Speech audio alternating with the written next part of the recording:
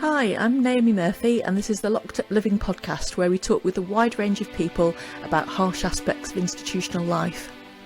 We also explore some of the ways to overcome them and to grow and develop. I'm David Jones.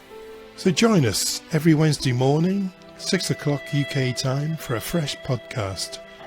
So today we're pleased to welcome along David Busch.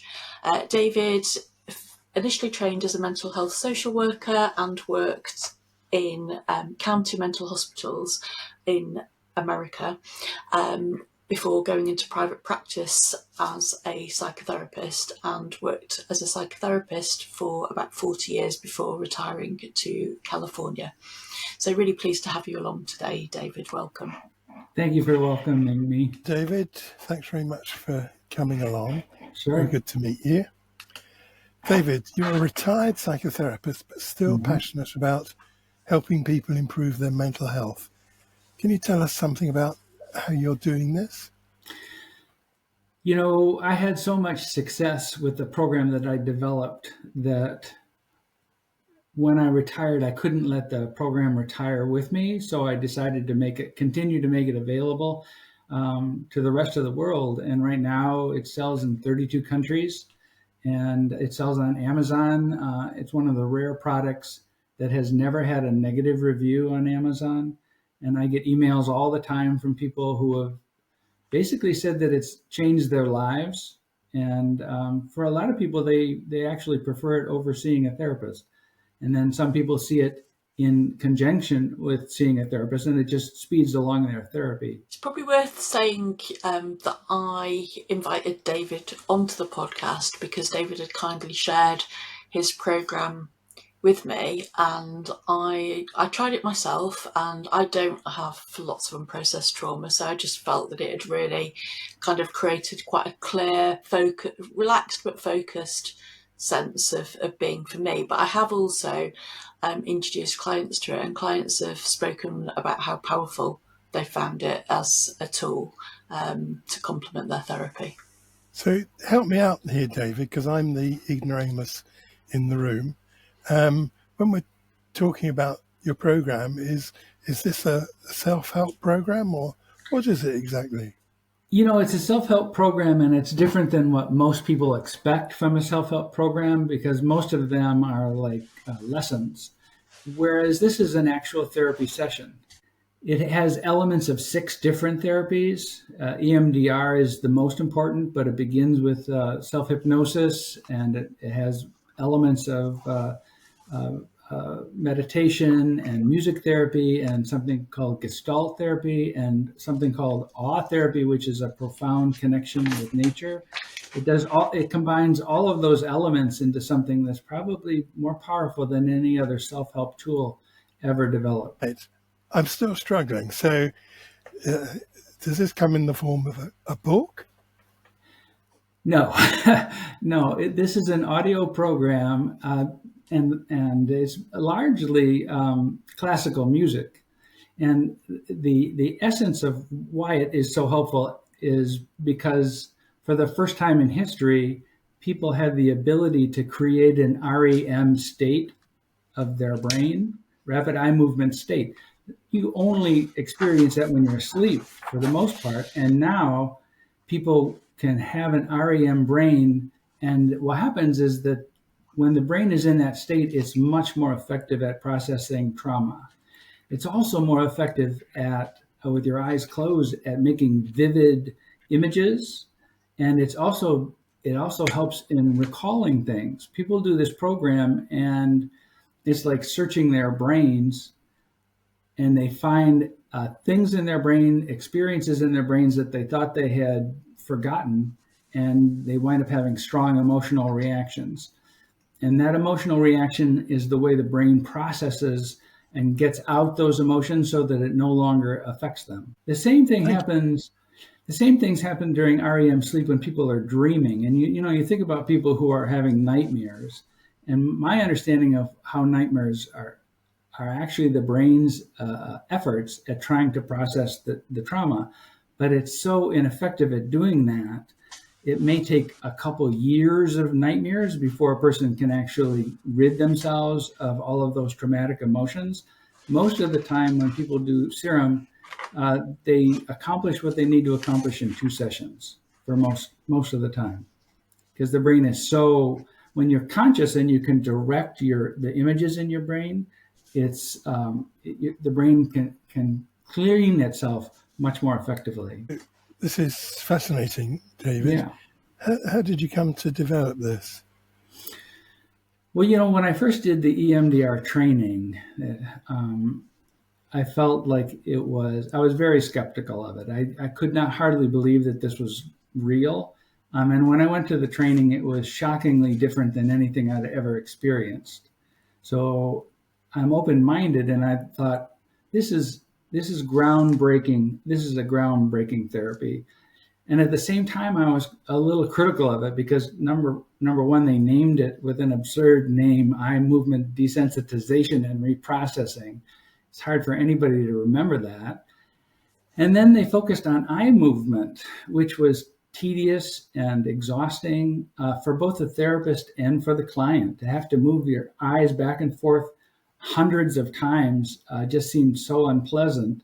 And I thought, if they'd already demonstrated that other kinds of bilateral stimulation has this effect on the brain of putting it into an REM state, why not use something pleasant like music? So I experimented for a year I had a machine that separated the sound, and eventually I thought, well, I should just do a recording that not only records the music on different sound, but the guided imagery going back and forth. So it has like this profound effect on the brain. I used classical music because, in my opinion, when you listen to classical music, you're more likely to get inside your head. And when you're listening to other music, I think you're more apt to just be outside your head. And with this program, you're very much inside your own brain. Oh, that's really interesting.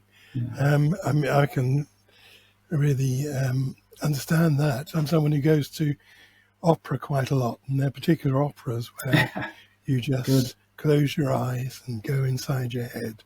Right. And you might do that for 20 minutes or so. The other thing that happens when your brain is stimulated like this is that you're much more accepting of positive messages about yourself. I mean, people generally say, and they know, oh, they should love themselves. They just can't do it. But when your brain is in an REM state and then you're hearing that message, people accept it in a way that they have never accepted it before. It's almost like learning how to love yourself. Mm-hmm. So, David, you mentioned bilateral stimulation. Right. Can you tell me what that is and how it works? Well, with the traditional EMDR therapy, the idea is to have stimulus that's crossing the brain barrier, left and right hemispheres. And so with this bilateral stimulation, that's what's happening during REM sleep. And they say that that's the only time that your whole brain is lit up and communicating with all of its parts. It's the only time. Otherwise, it's only one part of your brain at a time that's working. And so this is also communicating with that part of your brain, the amygdala, that is the home of all of your traumatic emotions. Thank you. So how did you come to notice that bilateral stimulation was effective for trauma? Well, when I first went to training, some of what I immediately recognized is that in the demonstration that they showed, the person who was being treated had a cathartic reaction in about the first 5 minutes of the therapy session. And I knew at the time that therapy is ordinarily a long process, and it might take a year of therapy to get a person to have this kind of emotional reaction in a session. I thought, well, this is dramatically different. And, some of the people who have written me responses to the program that I developed, have said that they not only just catharted during like the 5 or 10 minutes that they might with a therapist, because there's a certain amount of self-consciousness when you're with a when you're with a therapist, even if you trust the person. Whereas several people have written to me to say they've cried through the whole hour. One woman wrote and said that it was wonderful because she could ugly cry. So there was no self-consciousness. I always thought, as a therapist, I used to think that part of the therapy, what was necessary in therapy, was that a person had to have a caring, understanding person there to help them through this emotional experience. Some of what I have learned is that you actually don't need the therapist there, that people do this kind of work, and a lot of people do better work by themselves. I think a therapist can still be important, and especially afterwards, in discussing what they experienced during the Se-rem session, and also to try and think forward in terms of the rest of your life. Like, where do you want to go with this? Like, say somebody who has felt unloved and been abused, and they bring all of that abusive emotion into their new relationships. And once they get rid of all of that trauma, they still have to learn, how do I cope in a healthy relationship? How do I change my reactions? How do I accept this? And that's where a therapist can still be helpful. That's why when I did the EMDR therapy training, I thought all therapists need to know how to do this.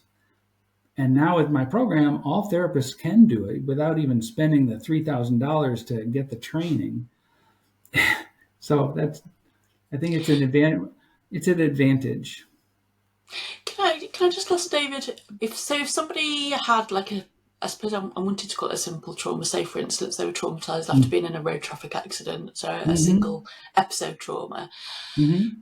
Do you think those people are likely to be able to respond to Se-rem in a different way than someone who's been relationally traumatized, in terms of having experience from childhood of repetitive That's a trauma? great question.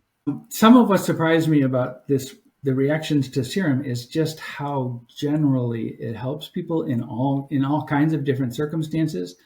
I've had people who have had both car accident trauma and flying phobias and different things like that, and they generally only need one session. It's one of those simple traumas are the easiest to overcome. I've had people who've had really horrific things happen to them, and they often only need one session. People who have had repeated traumas generally need more work. And one of the people who had the most, one of the strongest reactions was a young woman who came in very depressed, and she'd experienced first the suicide of her mother, and a year later she experienced the suicide of her stepfather, and a year after that she experienced the suicide of her brother. She had no other living relatives, and she was profoundly depressed. And she used Se-rem 17 times in 2 weeks.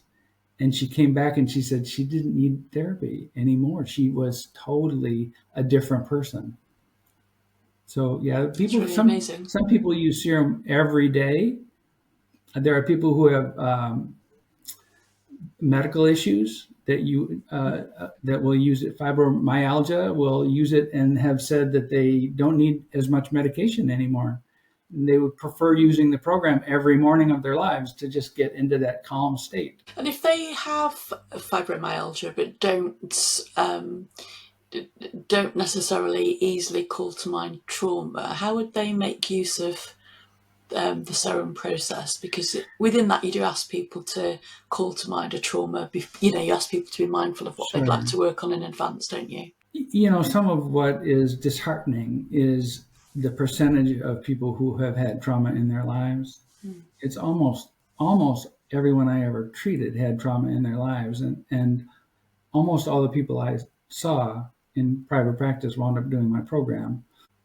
So there's a lot of people who don't recall exactly what the trauma is, and they can still benefit. But the more they can recall it and the more they can visualize it, the better.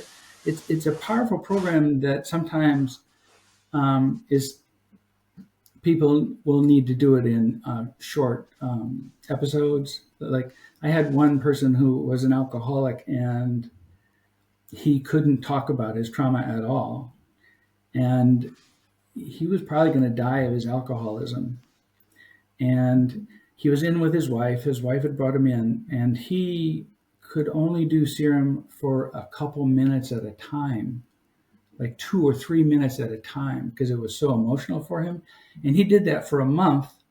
Eventually, he was able to do the whole program. He got rid of all of his trauma, and then he was able to go into alcoholism treatment. And because he still had an addiction to alcohol, it still didn't cure all of his problems, but it did save his life and it did save his marriage. Thank you. I suppose I'm mindful because we've just had quite a long conversation with somebody with a history of emotional neglect, and I wonder, just maybe it would be helpful if you could talk us through what the process is on the tracks, in terms of, so people could have an understanding of what's expected of the individual listening. I'm glad you brought that up. The thing is that there are things that Se-rem doesn't work well for, and neglect is one of those. When a person is neglected in their childhood, some of what happens is that they often lose the memory of their childhood, and it turns into kind of a gray blankness. Because people remember the emotional experiences of their childhood, and if they didn't even have any negative experiences and they just were neglected, the only way a person can help themselves with that is with a long-term relationship with a therapist, so they can learn gradually to accept their emotions and to deal with the hurt. There's no real trauma involved, although they had the worst childhoods in some ways. Se-rem also isn't very effective at helping people who have ongoing stressful situations. If you have an abusive spouse, or you have an abusive boss, and you have to get up every morning and you have to face that same kind of trauma, it's only a little relaxing. There's something special that happens when you're doing REM work with the amygdala's ability to let go of things that are in the past. And they're still understanding the science of this, but there's a particular chemical reaction that happens where the brain decides, oh, this is in the past and it doesn't really affect me anymore. And people can just let it go. But if it's an ongoing problem, then you still have to get up in the morning and face the same circumstance. Well, it strikes me as it wouldn't be functional to let go of that, because in a way you need the person to be angry or experience it as being too much, I guess, to take action to get themselves out of that situation, to quit their job or make a complaint or whatever it is they need to do in order to not have to tolerate it anymore. But there's quite a distinct process, isn't there, in the, I think you referred to it as 6 tracks on the Se-rem overall program. I just wondered if you could talk us through the phases of those tracks, so that people can have a sense of what happens during the process. I believe that everybody has a kind of their own unique experience, and when I write to people, I tell them, this is your experiment. And there's no way exactly to predict what it's going to be like for you. There's a certain percentage of people who cannot make images with their brain. There's a particular medical term for it.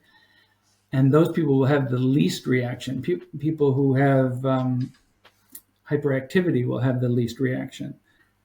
But in general, there's a really high, it's like as much as 80% of people who do the program are going to really strongly benefit from it. One of the more dramatic stories I had was a man who came in to see me with panic attacks.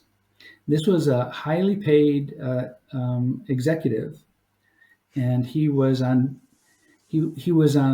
short-term disability, about to apply for long-term disability because he had 10 full-blown panic attacks a day. And the session that he came in for, he was on the edge of his seat, and he was so close to having a panic attack for the whole session. He was the most anxious person I've ever dealt with in my life. And he came back a week later, and he was a completely different person. It's like I wouldn't even recognize him. He just seemed like a totally different person, and he was going back to work. So it works for panic attacks and phobias, and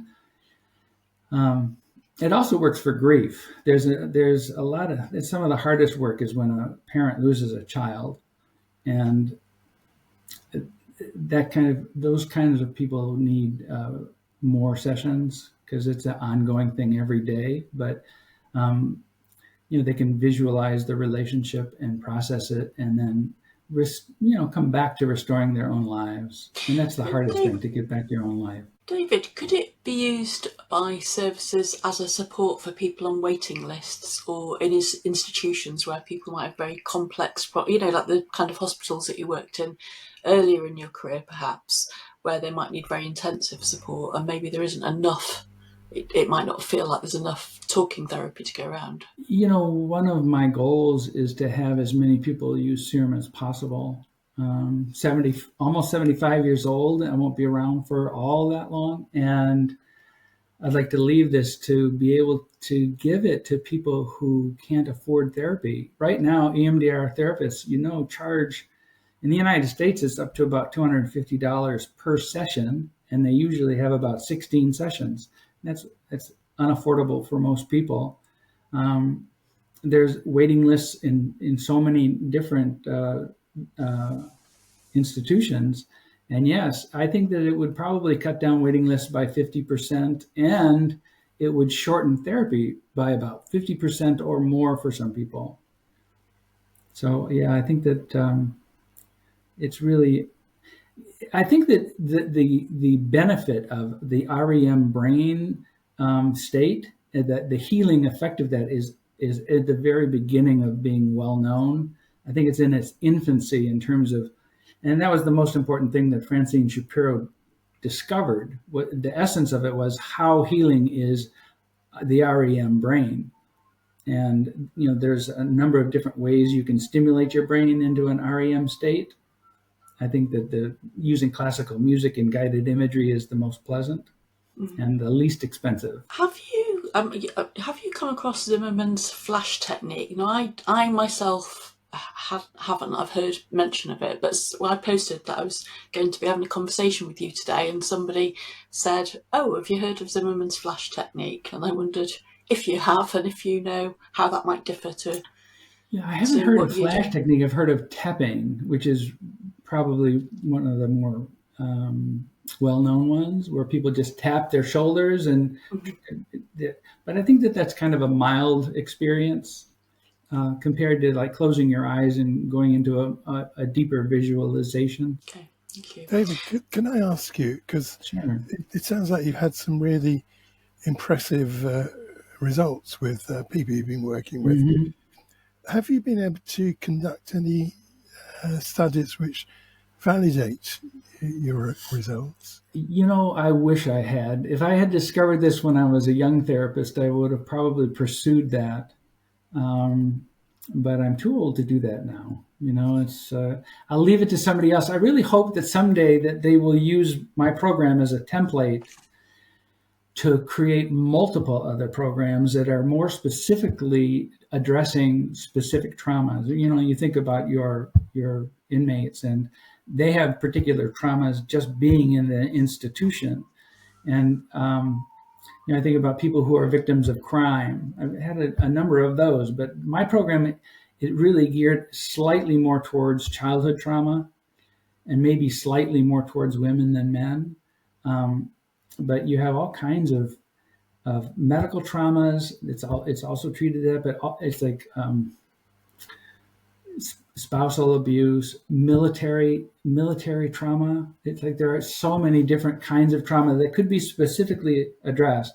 There's even a way to make this a program that just helps people who are in hospice visualize their lives without having any kind of implication to like visualize anything negative, because there's no real reason to process trauma when you're 85 years old. But you can, it's like, because it stimulates the brain in such a positive way, people could get some great comfort just by visualizing all the positive things in their lives. And that's some of what I do when I'm helping people with like flying phobias. I have them use the program and kind of ignore the guided imagery and just practice flying over and over and over again.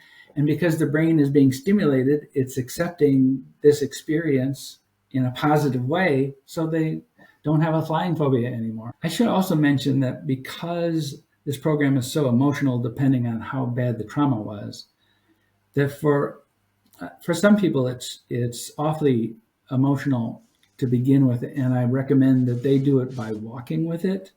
And when you walk with it, it has a completely kind of different effect. It affects the cognitive part of your brain more than the emotional part of your brain, which is very different. And the program, well, first of all, you can do that and process trauma cognitively rather than emotionally, which will then allow you to do it emotionally.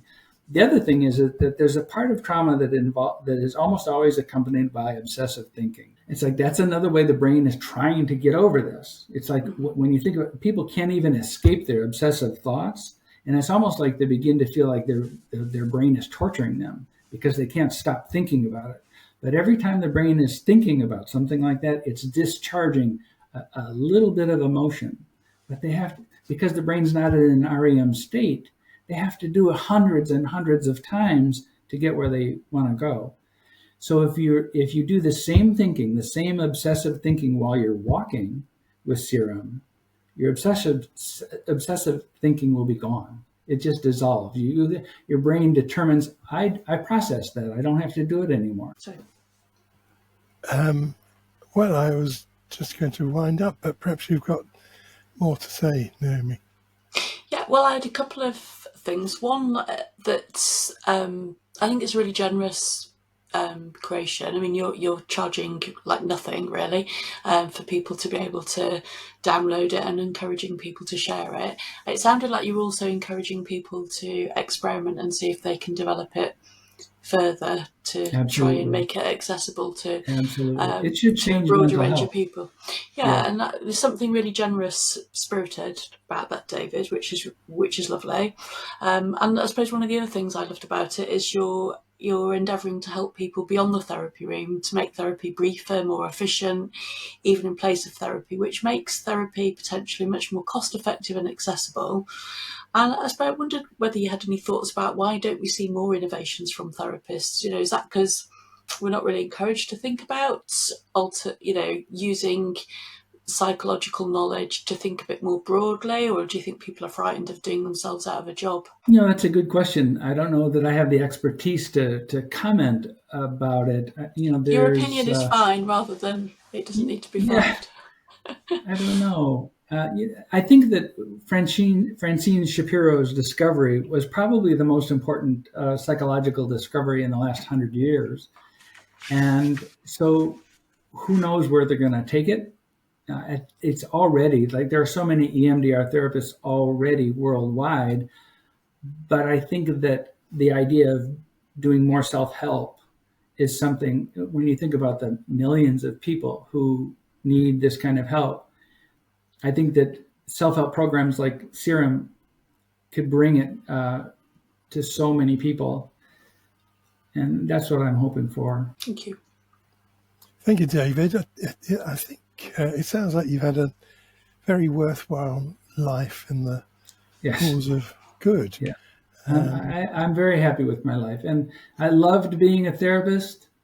Some people are lucky to find what they were meant to do. And I'm one of those people. I was meant to be a therapist. And I loved all the years that I was a therapist. It's hard to give it up. Yes, I'm sure. But apart from using Se-rem yourself, do you have other ways of supporting your own well-being? I think living a healthy lifestyle. I get exercise, I have fun in my life, I have relationships, and I will always keep Se-rem though. And, one of the reasons I will keep it is because Trauma is a part of everyone's life when you lose somebody that you love.